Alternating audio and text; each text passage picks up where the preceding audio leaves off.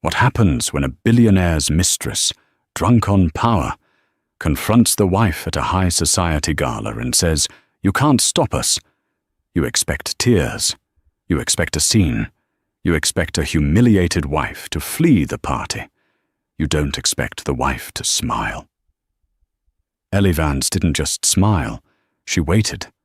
Because Us was her husband, Jaden, and her new star employee, Kira. And stop was the last thing she intended to do. She wasn't just planning to stop them, she was planning to erase them. This is the story of how one woman reminded all of New York who really built the empire.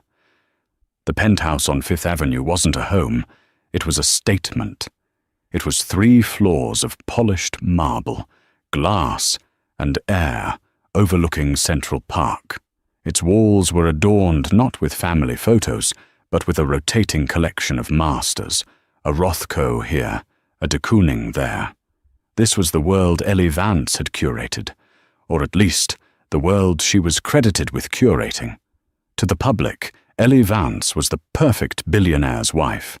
She was the elegant, philanthropic shadow to the titan of industry, Jaden Vance, the celebrated CEO of Vance Capital Partners, VCP.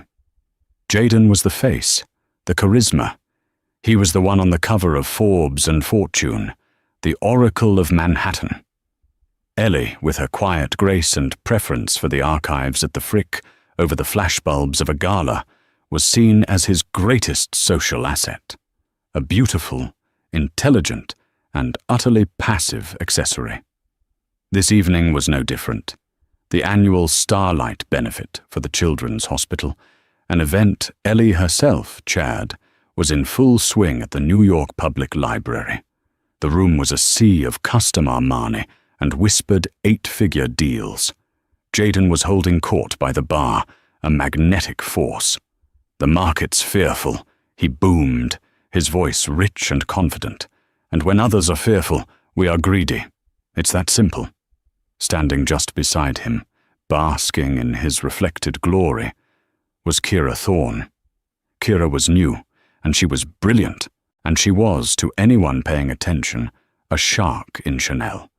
Jaden had discovered her at a competing firm, and, in a move that stunned the industry, hired her as VCP's Chief Strategy Officer, a position created just for her.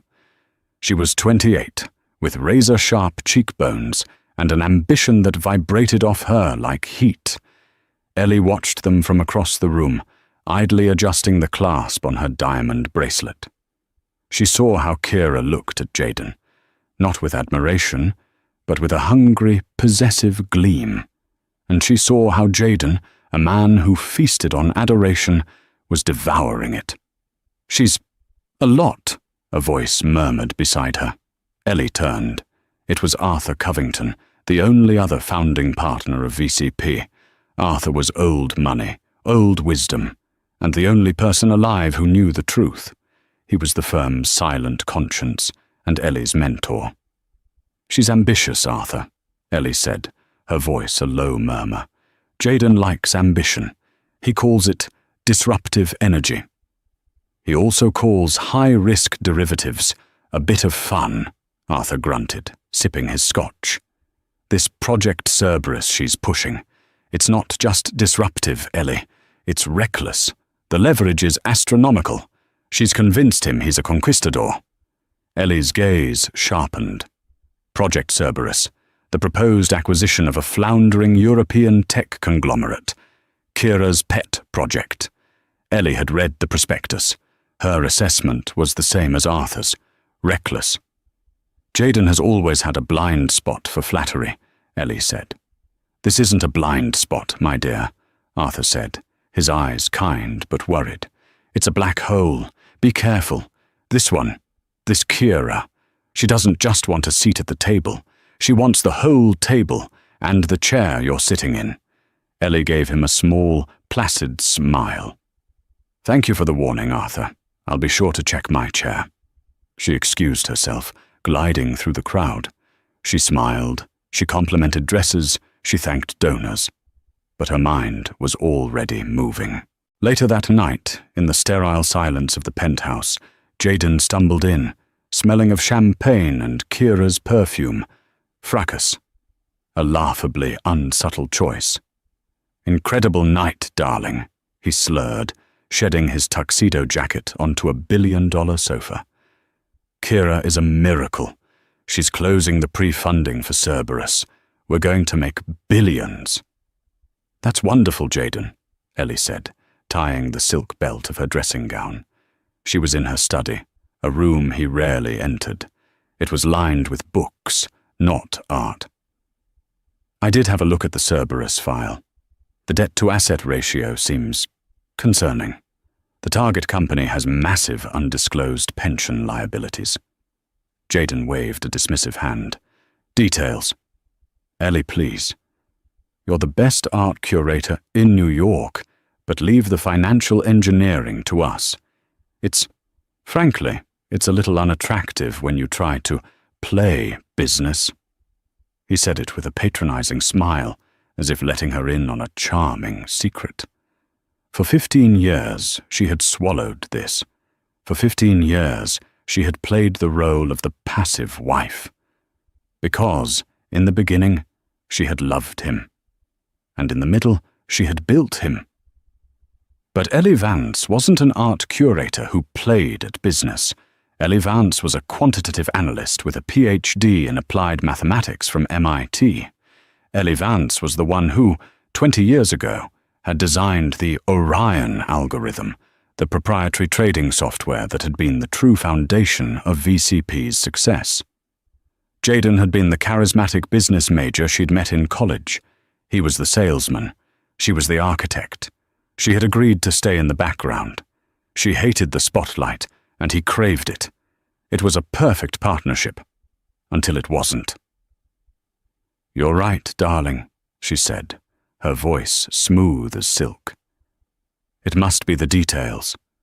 I'll stick to the paintings." He beamed, kissed her on the forehead, and headed to the bedroom. "That's my girl." The moment she heard the door close, Ellie sat down at her desk. She didn't open a laptop. She unlocked a drawer and pulled out a simple, matte black terminal. No branding. No logo. She powered it on. The screen flickered to life with a simple, green text command prompt. She logged in. Her username wasn't Evance. It was Architect. She bypassed the main VCP servers, navigating through the back-end infrastructure she had built. She had ghost access to every file, every email, every keystroke within the VCP network. Jaden, in his arrogance, had forgotten who held the master keys. She started with Project Cerberus. She pulled the real files, not the glossy prospectus Kira had shown the board. Arthur was right.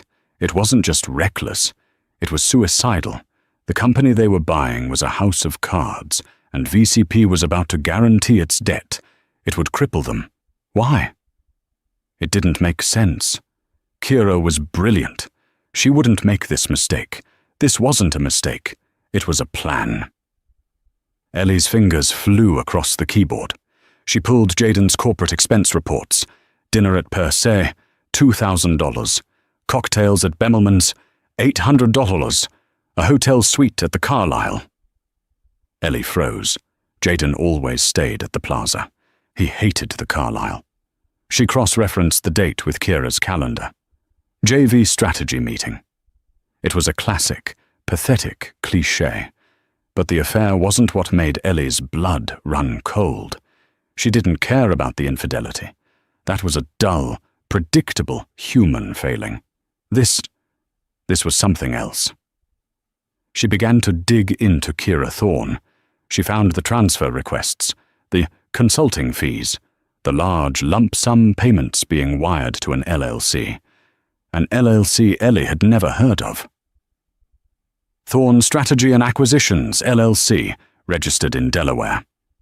Ellie pulled the incorporation documents.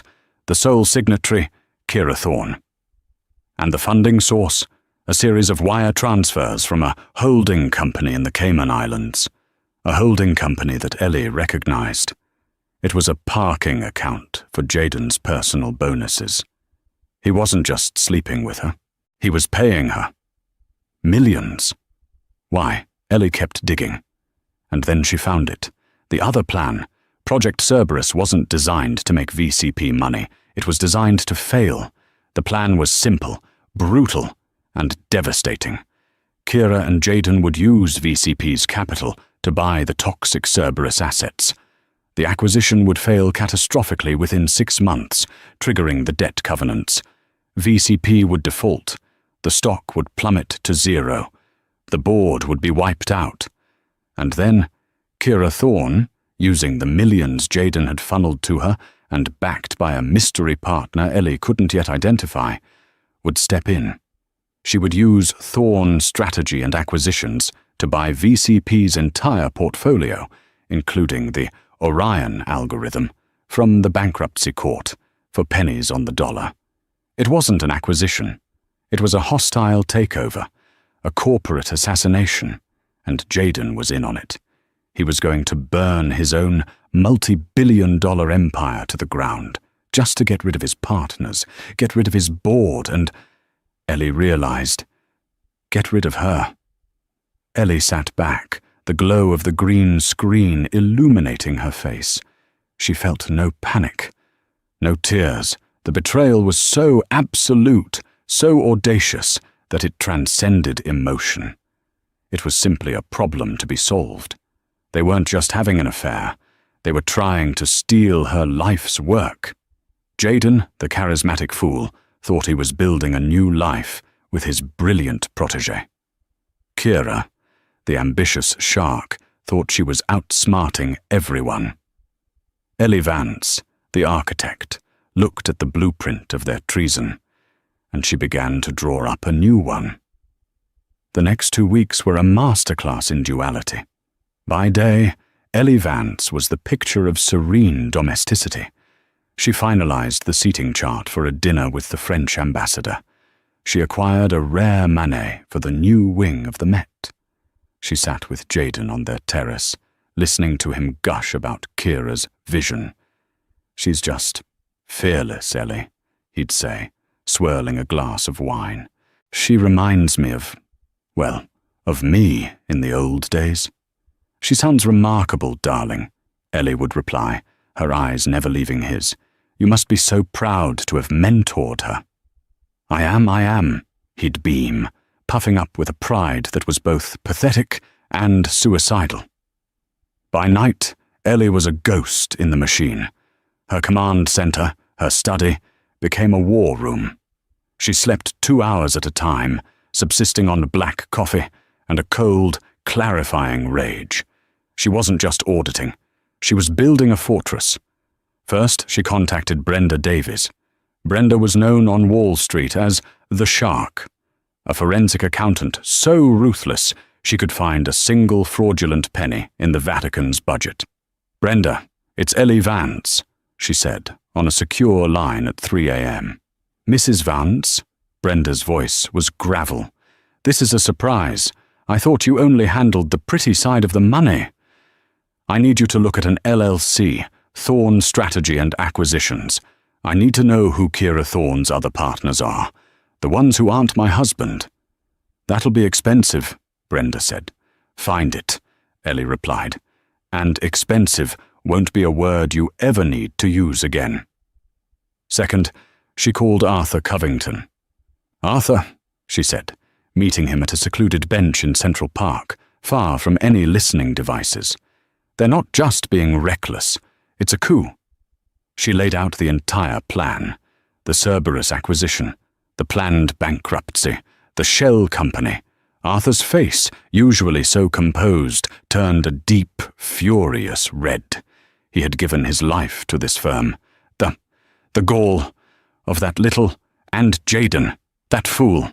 "Arthur, I need you," Ellie said, her voice calm and absolute. "Jaden has the board charmed. They think Kira is a rainmaker. When this blows up, they'll turn on him, yes, but by then it will be too late. The company will be gone. We need to stop the Cerberus deal before it's finalized." "How?" Arthur said. "He's the CEO. He and Kira have already pushed the vote through the executive committee. The board is just a rubber stamp at this point. There is a way, Ellie said, her gaze steady. Do you remember the Patronus clause? Arthur's eyes widened. My God. Ellie, you wouldn't. That's a nuclear option. It was symbolic.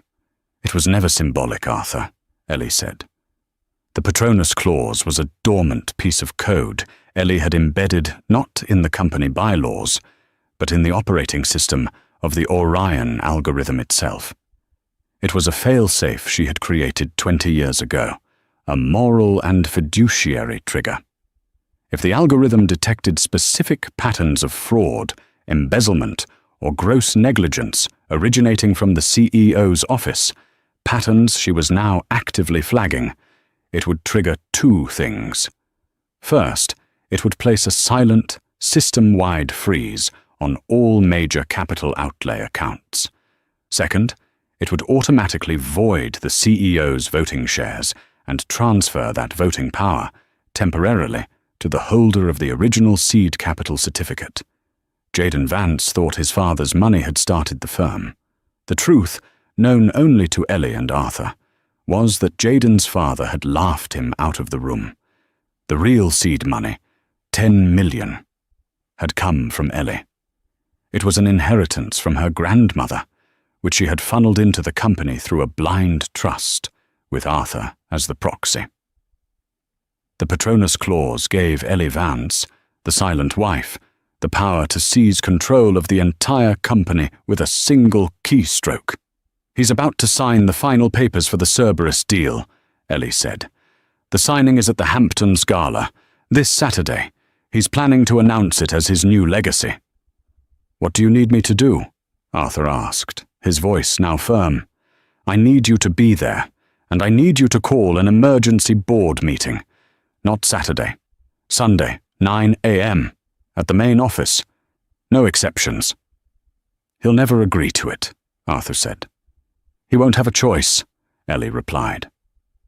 The following Saturday was the annual summer soiree at their Bridgehampton estate. It was the event of the Hamptons season. Jaden was in his element, tanned and triumphant. Kira Thorne was at his side, wearing a blinding yellow dress that left nothing to the imagination. She was no longer a protégée. She was a queen holding court, and this was her coronation. Ellie, in a classic, understated navy blue gown, watched them. She had received a text from Brenda Davies an hour before. Got him. The mystery partner. It's not a who, it's a what. A rival fund. Apex Holdings, run by Marcus Blackwood, Jaden's old college rival. Kira cut a deal to sell Apex the algorithm after the bankruptcy. Jaden isn't her partner. He's her mark. She's playing him, too. Full dossier attached. Ellie felt a flicker of something. Not pity. Just a profound disappointment. Jaden wasn't even a good villain. He was just a fool being played by a better shark.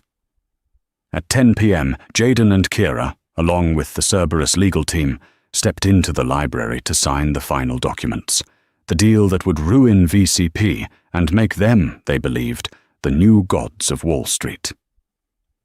Ellie remained on the lawn, chatting with the senator. Her assistant, Maria, a quiet, fiercely loyal woman whom Kira had bullied relentlessly for weeks, approached her. Madam Vance, Maria whispered. They're in the library. The signing is happening. Thank you, Maria, Ellie said. Would you please ask Arthur Covington to join me on the West Terrace? A moment later, Arthur was by her side. It's time? Ellie nodded. She looked out at the ocean, glittering under the full moon. Jaden always loved fireworks. She took out her phone. It was not her public iPhone. It was the same black, unmarked device from her study. She opened a simple app. A single button glowed on the screen, labeled Execute Patronus. She pressed it. In the library, 5 miles away from the nearest VCP terminal, Jaden Vance put his $10,000 pen to the paper. He signed his name with a flourish. "Congratulations, Mr. Vance," the lawyer said, extending a hand. "Call me Jaden." Jaden grinned, grabbing a glass of champagne and handing one to Kira. "To the new VCP." "To us," Kira said, her eyes glittering. Jaden's phone buzzed, and Kira's, and the lawyer's. Simultaneously, at the main VCP office in Manhattan, a dozen red lights began flashing on the compliance servers. Jaden looked at his phone. It was a text from the VCP bank. "Funding transfer for Project Cerberus. Failed. Account frozen. Compliance trigger." "What the hell?" Jaden muttered. Kira's face went white. She was looking at an email. From VCP Legal, Automated. Subject: Emergency compliance hold. All executive accounts. "Jaden," she said, her voice suddenly tight. "What is this? What's going on?" It's a mistake," Jaden stammered, frantically dialing his CFO. "A technical glitch." But the CFO's line went straight to a new, automated message. "All VCP systems are currently under an emergency compliance audit. All executive access is temporarily suspended. This message is by order of the Board of Directors." "The board?" Jaden was shouting now. "I am the board!" His call was interrupted by an incoming one. It was Arthur Covington. "Arthur, what in God's name is going on? My accounts are frozen." "Jaden," Arthur's voice was cold steel. "An emergency meeting of the Board of Directors has been called. Tomorrow morning, 9 a.m., VCP headquarters. Attendance is mandatory." "I'm not coming. I'm in the Hamptons. You can't—" "Attendance is mandatory, Jaden," Arthur repeated, "or you will be removed in absentia. You and your associate, Miss Thorne." The line went dead. Jaden and Kira stared at each other, the champagne glasses forgotten. The triumph had vanished, replaced by a cold, creeping dread. The half-signed papers sat on the mahogany desk, suddenly looking like a death warrant. "What did you do?" Kira hissed at him, her eyes feral. "Did you get sloppy?" "I did nothing," he yelled. It must be Ellie, that bitch." "Ellie?" Kira let out a sharp, hysterical laugh. "Your mousy little wife? The one who picks out paintings? What could she do?" The library doors opened. Ellie Vance stood in the doorway, silhouetted against the bright party lights. She was holding 2 glasses of champagne. "Jaden, darling," she said, her voice light and musical. "Kira, you missed the fireworks. Is everything all right? You both look so pale." The air in the library crackled. Jaden and Kira were frozen, staring at Ellie as if she were an apparition. The lawyers and bankers, sensing a domestic explosion, began quietly gathering their papers and backing toward a side door. "Ellie, what is this?" Jaden tried to regain his footing, puffing his chest out. "You have no right to interrupt this. This is a private signing." "It was," Ellie said, gliding into the room. She placed the 2 champagne flutes on the table, right next to the now voided Cerberus contracts. "But it seems the party's over. Arthur Covington just called an emergency board meeting. Something about— what was the term? Gross financial malfeasance. Sounds so dramatic, doesn't it?" Jaden's face went from pale to purple. You did this! You stuck your nose into my business." "Our business, Jaden?" Ellie corrected him, her voice still infuriatingly calm. She turned her gaze to Kira. "And your business too, Ms. Thorne. Thorne Strategy and Acquisitions, LLC. A very ambitious name, registered in Delaware. Such a proactive move for a new employee." Kira's mask of terror shattered, replaced by pure, unadulterated venom. The game was up, and she knew it. The only play left was to attack. She stepped forward, her yellow dress a slash of color in the dark room. She was taller than Ellie, younger, and she used every inch of it, crowding Ellie's space. You think you're clever, don't you? Kira sneered. Going through my private files, you pathetic, jealous relic. You think freezing one account stops anything? I don't know what you're talking about, Ellie said, adopting a look of perfect, wounded innocence. Oh, stop it! Kira shrieked, her voice cracking. Stop pretending to be the fragile little wife. We know you did this. But it doesn't matter. She grabbed Jaden's arm, yanking him to her side. He looked like a bewildered ox. It's over, Ellie, Kira announced, her voice rising, loud enough for the departing lawyers to hear. Do you understand me? It's over. He doesn't love you. He loves me. He's leaving you. We were going to do this quietly, let you keep your paintings and your sad little charities. But you forced our hand. Jaden, caught between two apex predators, finally found his voice, siding with the one he thought held the power. She's right, Ellie, he said, his voice a pathetic attempt at authority. This has been over for a long time. Kira and we're together. We are the future of this company. So just stop. Don't make this more difficult than it needs to be. Kira saw Ellie's placid expression and mistook it for weakness. She mistook the calm for surrender. Drunk on her own perceived victory, she moved in for the kill. She leaned in, her face inches from Ellie's. Her voice dropped to a triumphant, venomous whisper. He's mine. The company is mine. You are nothing. And there is not a single thing you can do to stop it. You can't stop us. There it was. The moment. The pivot on which the rest of their lives would turn. Jaden and Kira waited for the explosion. They expected the tears, the screams, the accusations. They expected the satisfying drama of a woman broken. Instead, Ellie Vance held Kira's gaze, and she did the single most terrifying thing she could have done. She smiled. It wasn't a sad smile. It wasn't a bitter smile. It was a small, tight, analytical smile. It was the smile of a mathematician who had just watched her opponent make a fatal, elementary error in their calculations. It was a smile of profound, cold, and absolute certainty. Is that so? Ellie said, her voice no more than a breath. She looked at Kira, then at her husband. She held that smile for 3 long, agonizing seconds. Thank you both for confirming, she said, as if they had just clarified a dinner reservation. Well, I really must get back to my guests. The Prime Minister is waiting. She turned, her navy blue gown rustling. Enjoy the rest of the party, she said over her shoulder. The drive back to the city is dreadful on a Sunday. You should probably leave soon if you want to make the 9 a.m. meeting. She walked out of the library, leaving an Arctic chill in her wake. Jaden and Kira were left standing alone in the silent room.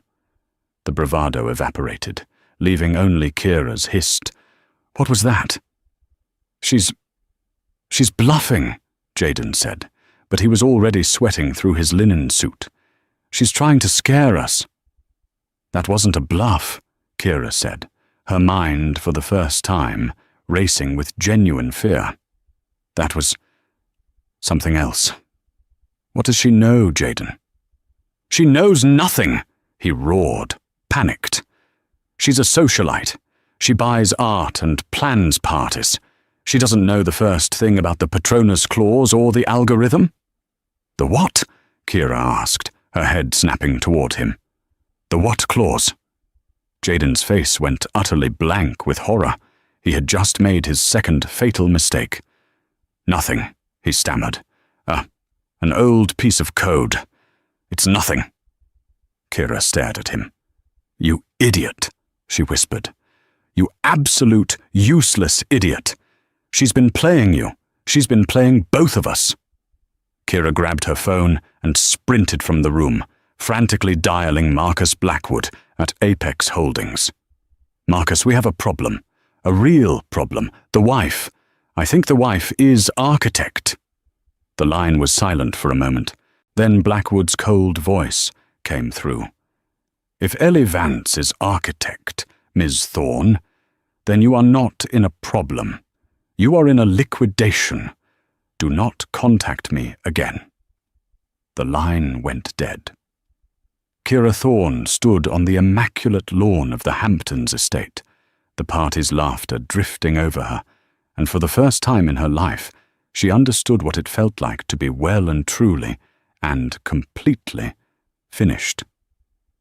While Kira and Jaden were descending into a spiral of panicked accusations, Ellie Vance was not celebrating.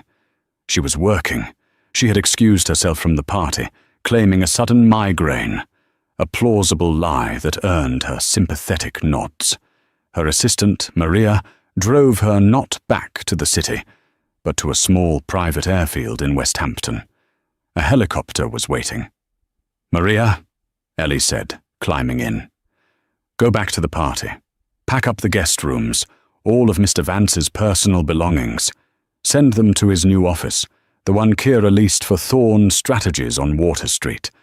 He'll need a change of clothes." "Yes, Madam Vance," Maria said, her face grimly satisfied. "And Maria, you're no longer my assistant." Maria's face fell. "You're my new chief of staff. I'll need you at the office at 7 a.m. A slow, bright dawn of a smile spread across Maria's face. "I'll be there at 6. Ellie was back in her penthouse study by 1:30 a.m. The city was quiet. She was joined as planned by 2 people, Arthur Covington, looking rumpled but resolute, and Brenda the Shark Davies, the forensic accountant, who looked like she had just been mainlining espresso and righteous fury. She was carrying a stack of binders 3 feet thick. "Good evening, Ellie," Brenda said, dropping the binders on the desk with a thud that shook the room. "Or good morning. You, my dear, have been married to the stupidest criminal in New York history." "Jaden isn't a criminal, Brenda," Ellie said, pouring coffee. "He's a narcissist. Kira is the criminal." 6 of 1, Brenda grunted, opening the first binder. "Here's the fun part. Your husband wasn't just sleeping with Ms. Thorne, and he wasn't just paying Ms. Thorne. He was being blackmailed by Ms. Thorne." Ellie paused, the coffee pot in her hand. "What?" "Oh yeah," Brenda said, tapping a document. "Kira didn't just stumble onto this Project Cerberus deal. She's been working with Marcus Blackwood at Apex for 6 months before she ever even met Jaden. She was a Trojan horse. She targeted him, got him into let's call it a very compromising position in a hotel in Geneva. Photos, videos, the whole 9 yards. Ellie closed her eyes. It was even uglier than she'd imagined. "So Kira blackmailed him into hiring her?" Arthur asked, disgusted. "Not at first," Brenda said. "At first it was just a classic honey trap. She had him. Then she pitched him the Cerberus deal. Jaden, darling, we can have it all. We can burn this company, take the algorithm and build our own new empire. We'll be gods." He, being an idiot in love, agreed. He thought it was his idea. "He was co-conspirator," Ellie said, processing. "He was," Brenda agreed, "until about 3 weeks ago, when he got cold feet. He realized that burning the company meant facing the SEC. He tried to back out. And that's when Kira showed him the Geneva photos. She switched from partner to blackmailer. She forced him to go through with the signing tonight. He was trapped. He was going to lose his company, his wife, and his reputation either way. This way, he thought he might at least end up with the girl. And she, Ellie finished, was planning to take the algorithm, feed him to the SEC, and run straight to Marcus Blackwood. A perfect triple cross, Brenda grinned. She's a hell of a player. I almost respect her. So the Patronus clause. It wasn't just for his affair or the financial malfeasance, Arthur said, looking at Ellie. It was for the blackmail, the coercion. The clause was for any threat to the integrity of my algorithm, Ellie said coldly. He became a threat. She is a threat. They are a cancer, and tomorrow we cut them out. It's all here, Ellie, Brenda said, tapping the binders. Wire transfers, the blackmail files, which I recovered from Kira's deleted cloud storage, the contracts with Apex Holdings, the real Cerberus financials, which show she wasn't just buying a failing company, she was personally shorting its stock before she even pitched the deal. A clear case of market manipulation. She's not just facing termination, she's facing 20 years in federal prison. And Jayden? Ellie asked. Jayden is the world's most pathetic victim, Brenda sighed. He's guilty of conspiracy to commit fraud, yes. But a good lawyer will paint him as Kira's dupe. He'll be ruined. He'll lose his license. He'll be a pariah. But he'll probably stay out of jail. Ellie was silent for a full minute. She looked at the evidence, the ugly, sordid, pathetic story of her husband's downfall. All right, she said. Her voice was final. Brenda, you've done a masterful job. Have these binders copied. One for every member of the board. One for the SEC and one for the U.S. Attorney's Office for the Southern District of New York. With pleasure, Brenda smiled. Arthur, Ellie turned to her mentor. You know the board. General Harrison will be angry about the dishonor. The Duchess will be furious about the risk. They will all be terrified of a scandal. They'll want to bury it, Ellie, Arthur warned. They'll want to fire Kira quietly, let Jayden retire for health reasons. They'll want to protect the firm's name. They'll want you to go back to being the quiet wife, to keep the illusion. I know, Ellie said. She stood up and walked to the window, watching the first grey light of dawn break over the city. They think the firm's name is Vance. They're about to be reminded that the firm's foundation is architect, and the architect is done with illusions. She turned back, her face set. Let's go to work. We have a board meeting to prepare. At 8:45 a.m. on Sunday, the main boardroom on the 50th floor of the VCP building was tense. The full board was present, a rare occurrence. They had been flown in on private jets, summoned by Arthur Covington with a one-line message. The integrity of the firm is at stake. There was General Marcus Harrison, a retired four-star general whose presence lent an air of old-world gravity. There was the Duchess of Ashworth, an early European investor who rarely spoke, but whose opinion held immense weight. There were 3 other senior partners, all looking confused and furious at having their weekends interrupted. They were all murmuring, asking Arthur what was going on. Arthur simply said, "You will see." At 8:55 a.m., the elevator doors opened. Jayden Vance and Kira Thorne stormed in. They had clearly driven through the night. Jayden's linen suit was a roadmap of wrinkles. Kira had tried to repair her makeup, but her eyes were red-rimmed and hollow.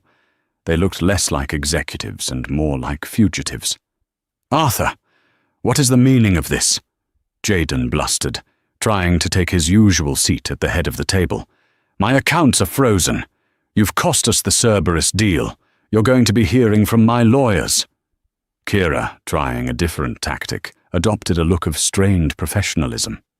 "Gentlemen, Duchess, I apologize for this internal drama. There has been a misunderstanding, a technical glitch. We can have the Cerberus deal back on track by Monday." "Please, sit down, Ms. Thorne," Arthur said, his voice cutting through her. "Both of you. Over there." He pointed to 2 chairs on the side, away from the main table. "The guest chairs." "I will not be," Jayden began. "Sit down." General Harrison's voice was a parade ground command that made Jayden flinch and, instinctively, sit. Kira, seeing she had no choice, sat stiffly beside him. The room went silent. The clock on the wall ticked to 9 a.m. The main boardroom doors opened again. Ellie Vance walked in. She was not dressed for a gala or a charity lunch. She was wearing a perfectly tailored dark grey power suit. Her hair was pulled back in a severe, elegant chignon. She was flanked by Brenda Davies, who was pushing a trolley loaded with binders, and two men in dark suits whom the board did not recognize, the firm's external legal counsel. "Ellie." The Duchess's voice was sharp. "What is this? Has something happened to Jayden?" Jayden shot up. "She's behind this. This is a domestic dispute. She's hysterical. She has no right to be here." "On the contrary, Mr. Vance," the lead lawyer, a man named Peter Finch, said. "She is the only reason you are not already in federal custody." Ellie walked to the head of the table, to Jayden's chair, and remained standing. She did not look at her husband. She addressed the board. "Good morning, ladies and gentlemen. I apologize for the abrupt summons. My name is Ellie Vance. For 20 years you have known me as Jayden's wife, but today I am here as architect." A collective, sharp intake of breath. The Duchess and General Harrison stared at her. They knew the legend of architect, the anonymous quant genius who had founded the company, but they had all been led to believe it was a partner who had died years ago.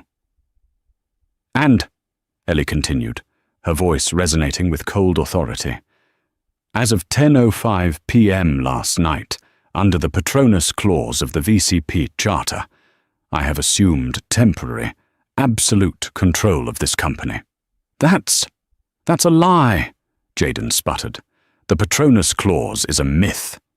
"It is very real, Mr. Vance," Peter Finch interjected, as his team began placing a thick binder in front of each board member. "It was triggered by a systemic pattern of conspiracy, fraud, and corporate malfeasance, originating from your office and that of Ms. Thorne." Kira Thorne spoke, her voice shaking but defiant. "You have no proof. This is slander. I will sue you. I will sue this entire board." "Proof?" Brenda Davies stepped forward, her voice dripping with scorn. "Page 1, Ms. Thorne. Your employment contract with Apex Holdings, signed 6 months ago. Page 10, the real financials for Cerberus. Page 12, your wire transfers to an offshore account, shorting Cerberus stock. Page 30, the full transcript of your blackmail threats against Mr. Vance, including audio files." Jayden went white. "And for the board," Brenda continued, "page 50, the full detailed plan to bankrupt this company, defraud its shareholders, and sell its primary asset, the Orion algorithm, to a competitor for a fraction of its value. All orchestrated by Miss Thorne, with Mr. Vance as her unwilling and, frankly, idiotic accomplice." The room was utterly silent. The board members stared, stunned, at the files. General Harrison, a man who had seen combat, looked physically ill. "Jayden," the Duchess whispered, her voice horrified. "Is this true?" Jayden couldn't speak. He just stared at Ellie, his expression a mask of disbelief and hatred. Ellie finally turned her gaze to him. It was not the gaze of a wife, it was the gaze of a CEO. "Jayden, for 20 years I gave you my work. I gave you my name. I gave you my trust. And you, in your weakness and your ego, conspired to steal it. You brought a viper into my house." She then turned to Kira, who was trembling, her mask of defiance gone, replaced by the raw terror of a cornered animal. "And you, Ms. Thorne, you saw this firm, this man, this life, and you thought you could just take it. You thought I was a fragile painting on a wall. You mistook my silence for weakness. You mistook my grace for stupidity." Ellie looked back at the board. "The board has 2 options, a quiet retirement for Mr. Vance and a quiet termination for Miss Thorne, which will invite shareholder lawsuits and an SEC investigation that will tear this firm apart. Or we can choose option 2. What is option 2? General Harrison asked, his voice grim. Ellie stood to her full height. Option 2. We excise the cancer. Completely. We restructure. We report this ourselves. We hand Kira Thorne and her conspiracy to the U.S. Attorney on a silver platter. We demonstrate our integrity. And I, she finished, take my rightful place as CEO of this company. A new silence, this one of calculation. The board looked from the damning files to Jaden's pathetic, broken form, to Kira's terrified one, and then to the poised, powerful woman at the head of the table. It wasn't a choice. It was a coronation. A vote, Arthur Covington said, his voice booming. All in favor of accepting the Patronus transition, of terminating Ms. Thorne for cause, and of installing Ellie Vance as the new Chief Executive Officer of Vance Capital Partners, effective immediately. Every hand went up. The vote was done. The shift in power was absolute. Jaden Vance was no longer a CEO. He was just a man in a rumpled suit, sitting in a guest chair. He seemed to shrink. "Ellie, please," he whispered, his voice hoarse. "Don't do this. Think of our life, our legacy. We built this together. You can't just take it." "I am not taking anything, Jaden," Ellie said, her voice devoid of all emotion. "I am reclaiming what was always mine. You were a steward, and you failed." Kira, however, was not done. Seeing her future in flames, prison, lawsuits, utter ruin, she snapped. The terror was replaced by a final, desperate, burning rage. She lunged to her feet, her chair clattering to the floor. You bitch!" she screamed at, her voice echoing in the pristine, soundproofed room. "You think this is a victory? You'll be nothing. He made you. Without him, you're just a sad, empty woman in a penthouse. You'll run this company into the ground in 6 months." She jabbed a finger at Jaden. "And you weak, pathetic fool. I gave you a chance to be a king, and you let your wife put a leash on you." "Ms. Thorne," General Harrison said, his voice a low warning. "That is enough. It's not enough." Kira was hysterical now, tears of pure fury streaming down her face. "You can't do this. You can't just erase me. We were—" Ellie watched her. She let the tirade burn itself out. She let the room absorb the full, ugly spectacle of Kira's disintegration. When Kira was finally reduced to heaving, ragged sobs, Ellie walked calmly around the table until she was standing directly in front of them both. She looked at Kira. "You told me, in my own home, that I couldn't stop you." She then looked at her husband. "And you believed her." Ellie Claes Vance spread her hands in front of her. Her voice was quiet, but it carried to every corner of the room. It was not the voice of a wife or a victim. It was the voice of an executioner. "Jaden, you're fired. Kira, you're fired." She nodded to the doors. As if on cue, 2 uniformed security guards entered the room. They were not the regular VCP guards. They were from Ellie's own private detail. "Please escort Mr. Vance and Miss Thorne from the premises," Ellie ordered. "They are to take nothing but the clothes they are wearing. Their corporate accounts, their building access, their email. Everything has already been deactivated. They are no longer employees of this firm." "Ellie, no!" Jaden cried out as a guard took his arm. "You can't. This is my name on the wall." "Your name," Ellie said, "is a liability. Security, please." The guards began to physically move them toward the door. Kira was silent now, her body rigid with shock. Jaden was a babbling, pleading mess. As they reached the elevator bank, the doors to the executive suite opened, and Maria, Ellie's new chief of staff, stepped out. She was holding a single, small, brown cardboard box. She walked past the struggling Kira and stopped in front of Jaden. She held out the box. "Mr. Vance," Maria said, her voice clear and professional. "Your personal effects." Jaden, bewildered, looked inside. The box contained 3 items: a half-dead succulent that Kira had told Maria to throw out weeks ago, a small framed photo of Jaden and Ellie from their wedding, which he had replaced in his office with a magazine cover of himself, and a cheap, ceramic, world's best boss mug his first assistant had given him 20 years ago. It was the ultimate, crushing humiliation, the sum total of his legacy. Jaden stared at the box, and something inside him finally, truly, broke. He stopped fighting. The guards led him into the elevator, a hollow shell of a man. Kira gave Ellie one last look, a look of pure, toxic hatred that promised 1,000 years of revenge. Ellie just met her gaze, unblinking, until the elevator doors slid shut. Ding. They were gone. Ellie turned back to the boardroom. The board was silent, watching her. She walked back to the head of the table. She straightened her suit jacket. She looked at her new board of directors, her face all business. "Ladies and gentlemen," CEO Ellie Vance said, "we have a lot of work to do. Let's talk about the future." The fallout was immediate and spectacular. The Wall Street Journal headline the next morning screamed, "Vance Capital Shakeup, CEO Jaden. Vance out, wife Ellie Vance in. Architect revealed." The story of the socialite wife, who was secretly the firm's quant genius, was an international sensation.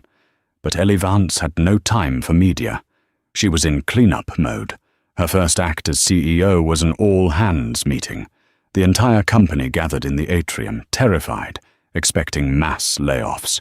Ellie stood before them, not with the false charisma of Jaden, but with the quiet, intense focus of a surgeon. "Good morning," she said. "My name is Ellie Vance. You knew me as Mrs. Vance. Today I am your CEO. Let's not waste time. Vance Capital Partners was built on 2 things, integrity and intellect.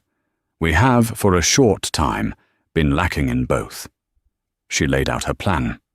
"Project Cerberus is dead. All assets related to it are being unwound. Our firm is cooperating fully with the U.S. Attorney's Office and the SEC regarding the criminal actions of Kira Thorne."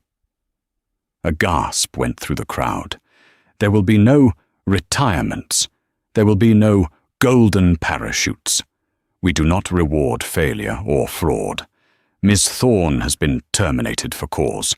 Mr. Vance has been terminated for gross negligence and breach of fiduciary duty.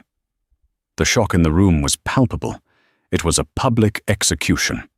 "But this," Ellie continued, her voice rising, "is not an end. It is a cleansing. Jaden Vance's vision was reckless. Kira Thorne's was criminal. My vision is the one that built this firm. We are returning to the Orion principles. We will be smarter, faster, and more transparent. Anyone who was part of Ms. Thorne's inner circle of sycophants, your keycards will not work this afternoon. Anyone who is here to work, to build, and to win, your real work starts now." She didn't smile. She didn't ask for questions. She just nodded and walked off the stage. The message was clear. The party was over, and the master was home. The financial world, expecting VCP to collapse, watched in awe. Ellie didn't just stabilize the firm, she made it thrive. She cut all the toxic, high-leverage cowboy projects Jaden had loved. She reinvested heavily in the Orion algorithm. She launched a new, multi-billion-dollar green energy fund that was both ethical and massively profitable. Within 6 months, VCP's stock was up 30%. And what of Jaden and Kira? Kira Thorne's case was swift. Faced with Brenda Davies' mountain of evidence, the blackmail, the market manipulation, the conspiracy, she had no defense. Marcus Blackwood and Apex Holdings cut a deal and testified against her to save their own skins.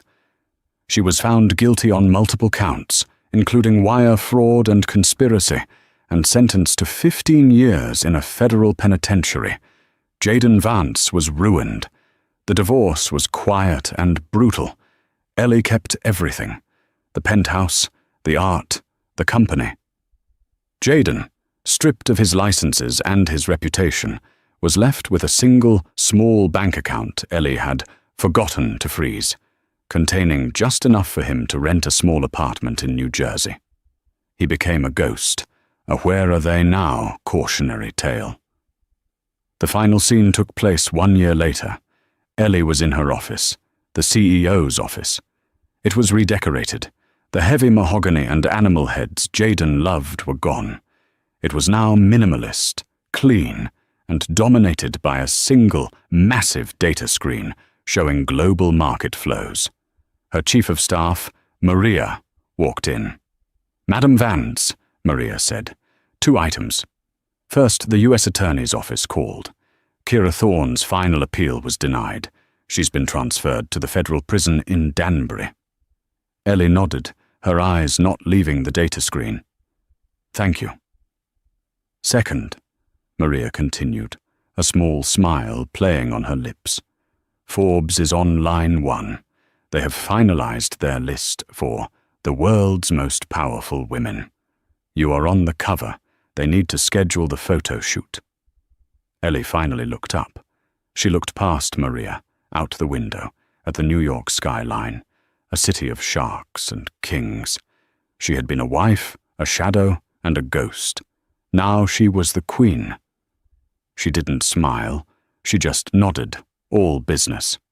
"Tell Forbes I can give them 20 minutes on Tuesday. Now patch me through to the Tokyo Fund. I want to talk about our new acquisition."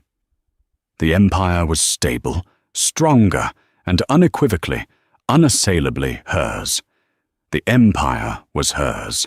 The power was hers. The victory was hers. Jaden and Kira learned the hard way. Never, ever underestimate the person who signs the checks, and who wrote the code that makes the checks. They thought they were taking over a company. They forgot they were just employees in Ellie's world. What did you think of Ellie's ultimate power move? What would you have done? Let me know in the comments below.